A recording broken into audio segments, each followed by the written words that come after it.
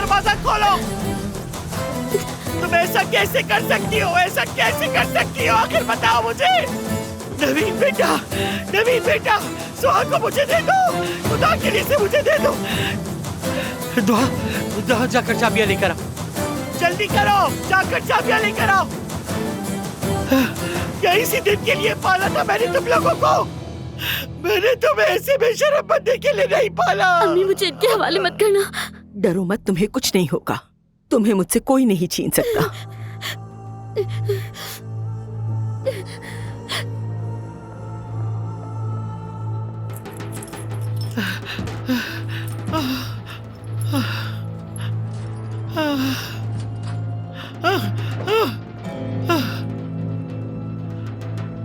इधर आओ, इधर आओ। मैंने कहा चलो। अम्मी छोड़ दे मेरी बेटी को, छोड़ दे। दादी मुझे छोड़ मत दे। कहो दादी, मुझे मत कहो। मुझे दादी मत कहो। जलील और रुस्वा कर दिया तुमने हमें। चलो मेरे प्लीज साथ। दादी मुझे छोड़ दे। चलो, चलो। छोड़ दे चलो, इसे। तुम मत बोलो। दूर रहो। मैंने कहा था दूर रहो, बीच में मत बोलो। मैं बोलूंगी और आपको इसके साथ ऐसा हरगिज नहीं करने दूंगी। ये हमारा मसला है, ये हमारी इज्जत का मामला है। तुम इसके बीच में मदाखलत ना करो, समझ गई? कैसी इज्जत? बस बहुत हो गया। छोड़ दे इनका पीछा। इन्हें अपनी जिंदगी जीने दे। इस लड़की का कोई कसूर नहीं और ये समझना होगा आपको। अब तुम बताओगी, अब तुम बताओगी मुझे क्या करना है। दादी जान,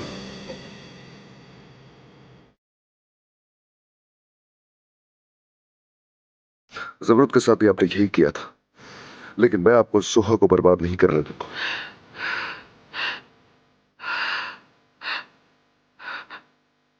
अदनान, हमारे खानदान के नाम की फिक्र कर।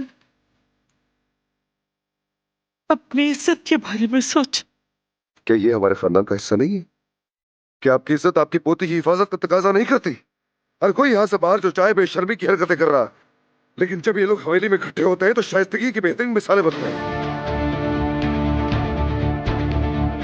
अब्बास नबील खान बाहर जो चाहे वो करता है, लेकिन फिर आपकी इज्जत पर कोई आंच नहीं आती, तब आपको खानदान की कोई परवाह नहीं होती।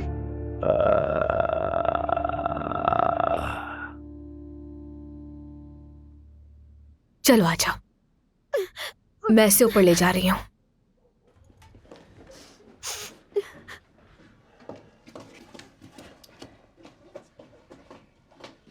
अगर फिर किसी ने भी सुहा की इज्जत के बारे में बात की, या किसी ने उसे छुआ, या किसी ने उसे परेशान किया, तो उसका सामना मुझसे होगा।